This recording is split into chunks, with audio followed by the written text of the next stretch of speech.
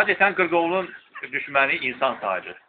Amma biz belə qırqovulu eşidirik ki, qırqovul insanın ona qayğısını görür və çəkinmir. Onlar hətta adamın çiynine oturur, adamın əlindən yemək yiyir. Bu, deməli, ov qırqovulu sayılır. Adətən bu quşları yetişdirirlər, təbiətə bırakırlar, ov etmək üçün.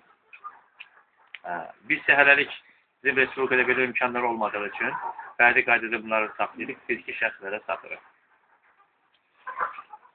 Ov qırqovunun burada 2 növü var. Bax o, zəhmət olmasa onu çəkin. Bax o bir növüdür. O, mənim əlimdəki bu 2-ci növüdür. Fərələr isə, bax, bura baxın, bu bir növüdür. O, nisbətən tünd rəngdə olan 2-ci növüdür. Yemləməsi belədir ki, qırqovul əsas 2 aya qədər lazımi tərkibdə yemlə qidalanır. Sonra isə deməli, dənli bitkilərə meyli artır. Tərəvəzlər yiyir, ot yiyir, məişət qalıqları, hocam çox yiyir, xatası yoxdur, hər şey yiyir. Çörək qırıntıları yiyir.